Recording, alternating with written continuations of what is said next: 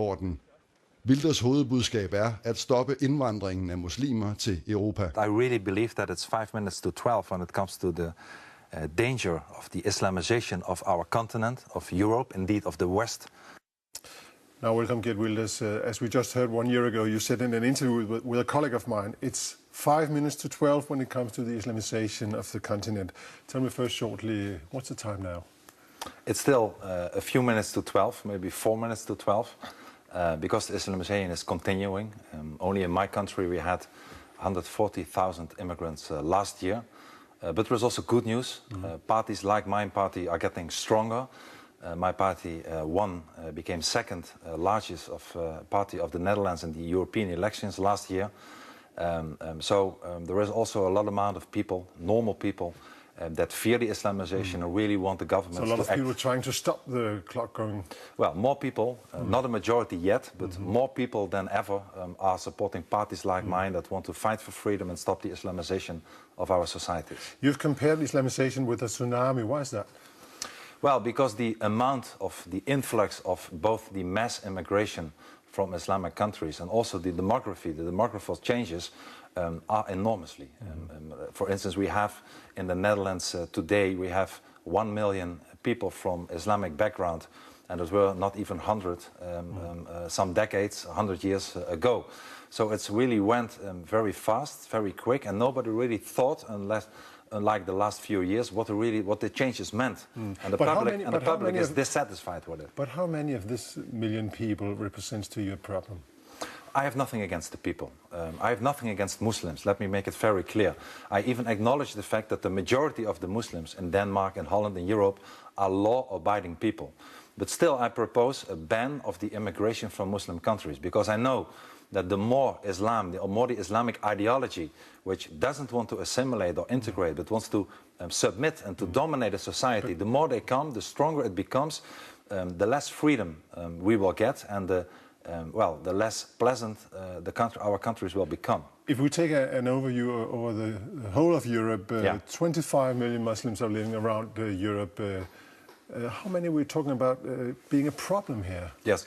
Well, in the whole of Europe, if you look besides the European Union, the numbers are higher. It's 50 million Muslims today. And it will be doubled in a few decades' time.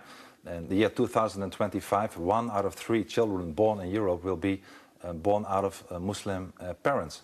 So with the immigration and the demography, it's going very fast. And once again, I'm not saying that those people are problems. I have nothing against people, against Muslims, but the religion, that's a problem. Yes, well, I see it not so much as a religion, I see it more as a totalitarian ideology. For Islam really wants to submit, wants to dominate our societies, doesn't want to be part of our society like Christianity or Judaism, which are originally part of our societies. So if this becomes stronger, you know that Islam, you know that the Quran, you know that Sharia law, which is part of the Islam, has nothing to do with freedom, has nothing to do with the rule of law. Sharia means that women, that homosexuals, that everybody who is not a Muslim will pay a very high price. But still, Mr. Wilders, I'm asking, who's the problem here? Well, not only the people. Like I said, we have nothing against the people, we have something against the ideology. The problem But some people represent this ideology. Of course, people tend to believe in it. And the biggest problem we face today is not only the immigration from Muslim countries and the demography, but also our weak leaders, the leaders of our countries, like the Netherlands and other countries. But again, what's the number of people we're talking about here? Well, an enormous amount of people. Like I said, 50 million people are living in Europe today, and I assure you that even though the majority of the people in our societies today are non-violent, are not terroristic, are not criminals, that the sooner the numbers are increasing, if a society will stay at 20, 30, 40% out of Muslims, an entire society will change. It will cost us our freedom. You already see it today, even here in Denmark. I believe that in the city of Copenhagen a few years ago I saw a report that 80% of the crimes were committed by immigrants, most of them Muslim. It's the same in the Netherlands. So you see, unfortunately, a change for the worse when it comes to crime, when it comes to intolerance, when it comes to the beating of gays in, for instance, the city of Amsterdam. When it comes to the governments that are giving in and that are stopping the freedom of speech in our societies. Sorry to interrupt you, yes. but how many are we talking about here? How many represent this problem? Well, a lot.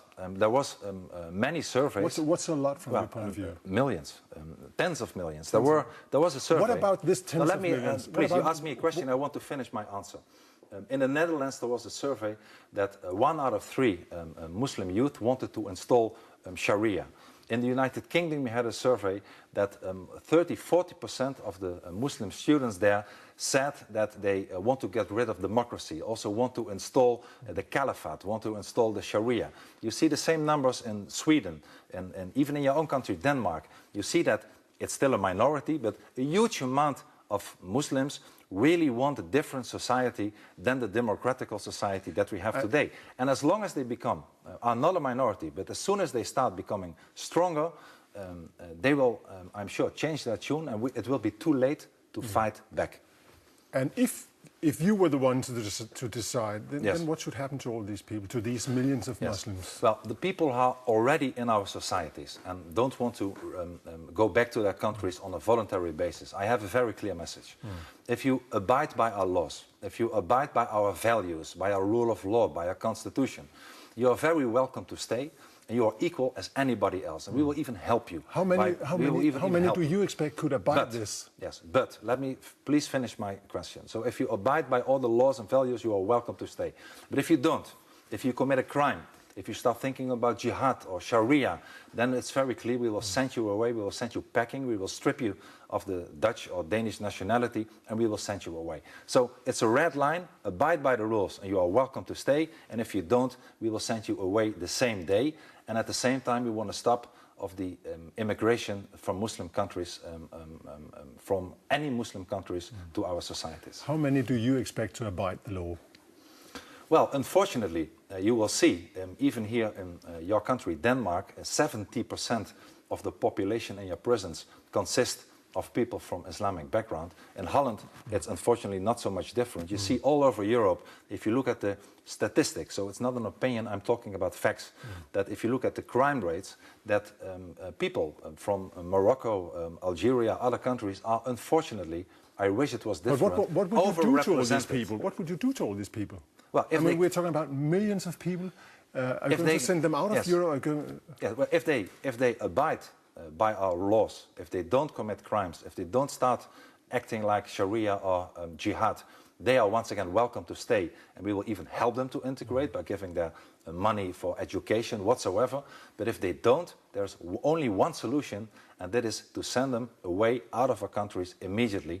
And this is the only way and the only language, unfortunately, that is needed. If it was not a few minutes to 12, but a few minutes to 9 p.m., we could decide otherwise, but we cannot afford to do so anymore. We have been talking too long. Now we have to start acting in a tough way. And again, the number?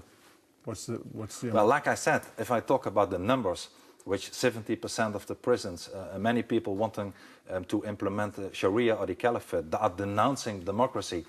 You are talking about millions now, and unfortunately, it will increase if we don't stop the immigration and if we don't start acting against people who act against our free societies and our values and rule of law. Geert Wilders, thank you very much for joining us. Thank you. It's my pleasure. Og fortsættelse følger på Christiansborg i morgen, nemlig når Geert Wilders, som nævnt, er blandt talerne på en konference om ytringsfrihed.